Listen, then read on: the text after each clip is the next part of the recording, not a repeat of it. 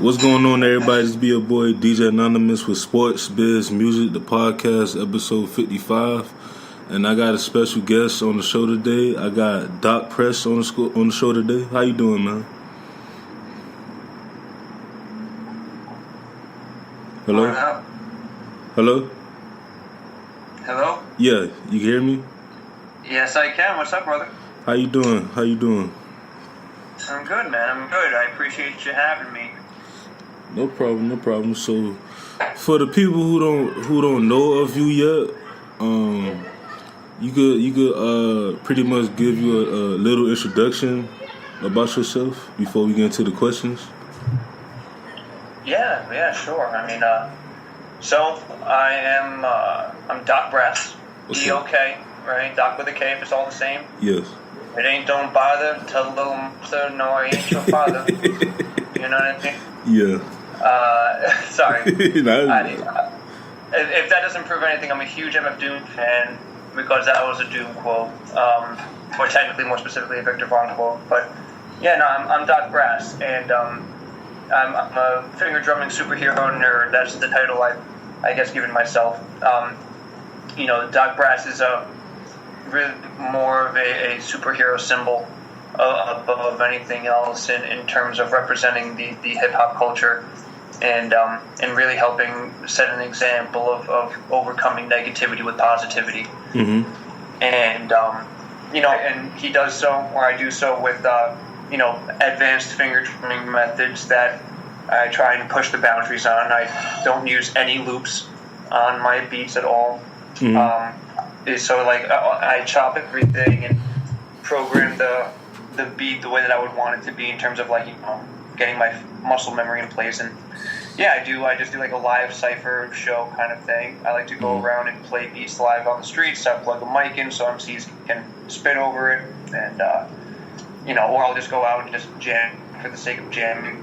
And it's just been a very, very humbling experience that I've had. But the whole point of Dok Brass is to just preach to explore the nerd that you are. Mm-hmm. To remind people that, even though that they are flawed, because we're all flawed, that doesn't mean that you're not, successful and that you can't be successful. And it's just a matter of self-reflection and self-awareness, because in order to help others around you, you have to be able to help and take care of yourself. Exactly. You got to be able to, so it's just a really, really promoting a lot of the ability to be strong within yourself so that you can then rise out of your own occasion. And that's how you overcome that negativity with positivity, is if you can take care of yourself in that way. That's his message. That's what I do. That's what's up. So tell me the beginnings, what got you into even the culture of hip hop and wanted to do beat making and stuff like that? Well, all right, so as far as technically a couple of those are two separate questions, so I'll try and take you in the next chronological setting. So yeah, that's fine. I'm a born and raised musician, okay. And when I was younger, my parents got me into doing clarinet and all that fun stuff, and I was into music when I was younger, and it wasn't hip hop yet because when you're younger, you're out studying classical music and all that kind of fun stuff, right? Mm-hmm. And then it was when I was in, my younger teens, or 11s, that I found Nobuo Uematsu, who is the video game composer for Final Fantasy, mm-hmm. For the Final Fantasy series of 1 through technically 10, but really 1 through 9 primarily. And that's when I wanted to become kind of like a music composer for video games. It would then be a few years later that, got me into hip-hop culture, this now in between areas where I get involved into hip-hop culture. Yeah. My first, soirees into the hip-hop domain were with people like Eminem and DMX. Mm-hmm. And I didn't know that hip-hop was the thing because my town is not known for its love of hip-hop. I come from a northern woodsy town, so it's all rock and roll and mm-hmm. all that kind of fun stuff. So when I finally heard, schemes like that, I was very heavily interested. Then it took going through some negative times in my life throughout this period just overcoming social challenges and personal challenges. You know, the whole coming of age thing that one comes to terms with, and trying to find the person who you will inevitably become as a grown up, as an adult, right? Yes. And getting through that period is where hip hop really took hold as far as like a culture. Still wasn't really my main musical influence, to be quite honest with you. Most of my musical influences were like metal music, jazz music, swing music. And then but I always loved the culture of hip hop and loved, really like exploring talented MCs. And it was because, I'm a little on the younger side, but not too young anymore, right? So what that means is that I was raised in an era where I wasn't an adult or a young adult when hip hop was in its golden age. I was a kid when it was in its golden age. So when I was exploring hip hop after its main, what I would call downfall in the early 2000s, where then more popular rap became into play. But it was when I found Dilla's Donuts and MF Doom that it was like game over for me in terms of really diving headfirst into. They were the ones who really incorporated a lot of jazz samples and a lot of stuff that in Madlib, that's like my trinity of hip hop: Dilla, Madlib, Doom. Right, and just Madlib specifically is the one who taught me. Obviously, not personally. He didn't teach me this and sit me down and like listen to something. But through his music, he showed me that I was able that hip hop culture transcends genre. You know what I mean? Yeah, like you really do. Hip hop goes way beyond all of that, and it's really about intellectual expression and really being able to push the boundaries of how people think, and spread that knowledge to everybody so that everyone can think like that and everyone can do better. Right? So hearing the way that Madlib did, like sampled, was definitely a huge influence on me. And then I would say I probably started making beats a little after college. And I didn't start finger drumming until a little bit after that, when I, effectively had to sell my equipment. My wife just told me 2012, which I will agree with. Yeah. At least for now, until my memory comes back, because I have the memory of a goldfish. So. But I'm going to believe her on this one. 2012 sounds about right for like my start of like getting involved with finger drumming and stuff like that. But that's when I had like an MPC 500 and an MPC 1000. So I was slowly building myself up.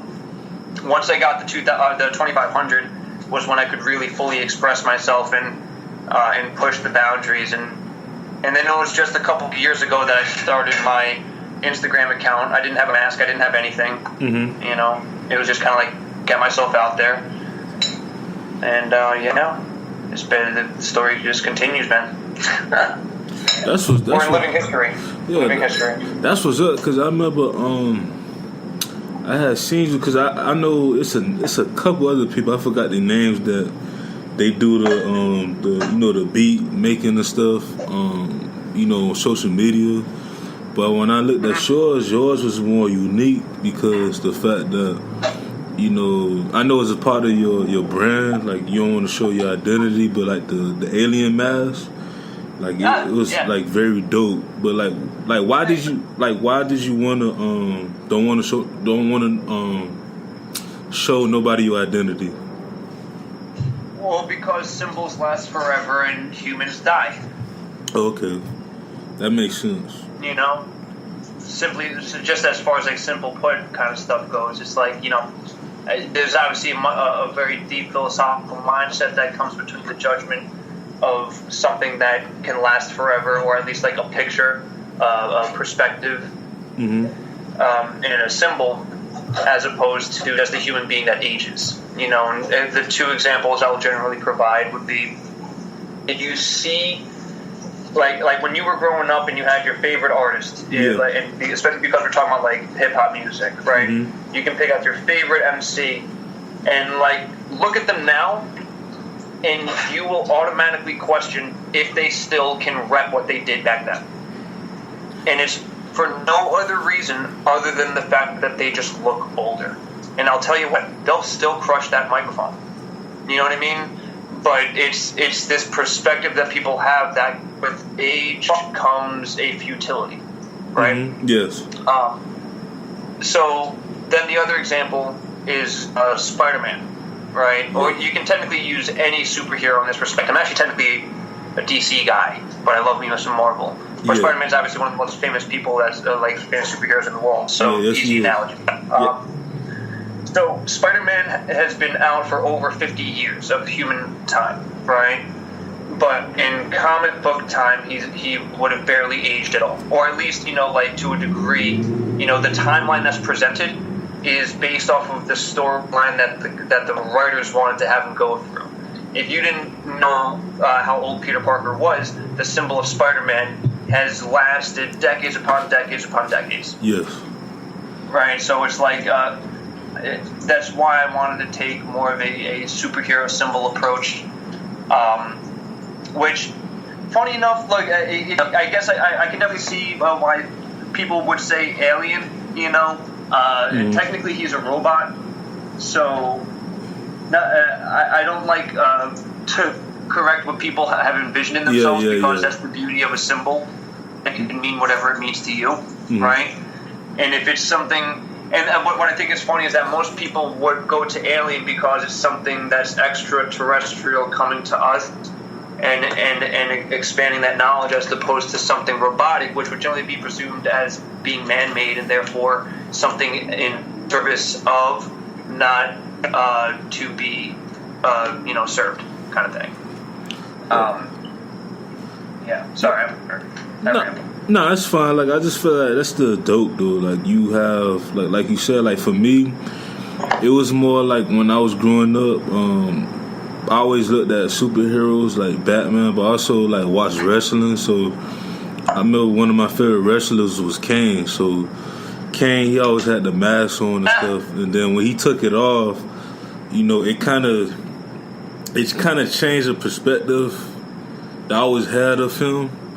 Because he wasn't that, to me, even though he was still dominant in a way. Because a lot of people like that came from like, I guess when he it was 03 to about maybe 08 when he was going through that phase when he just took off the mask and stuff.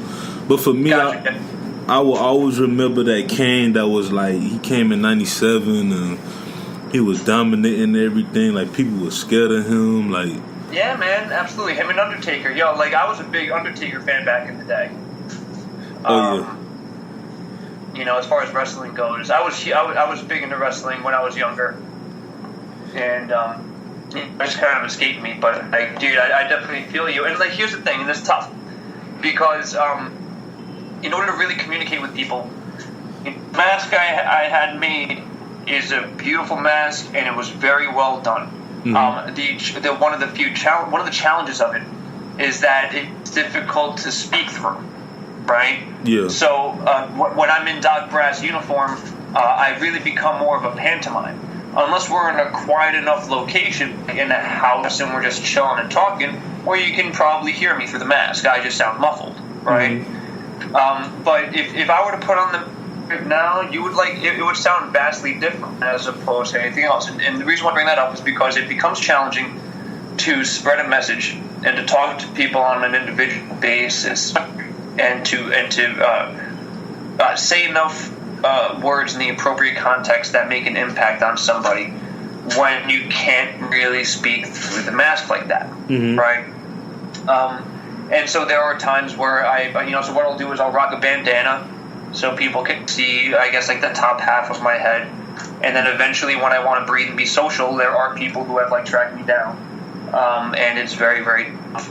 I honestly respect the shit out of Doom for being able to hide himself away the way that he has, because I'll tell you what, man, especially considering that social media and the internet has been my way of connecting my music and my brand with people, because I live out in the sticks, but I'm connecting with people in the cities and across the world, right?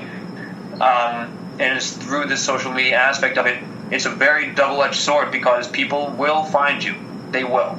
Yeah, they will. And it's tough. And so the only thing I ever ask of people is to just keep the symbol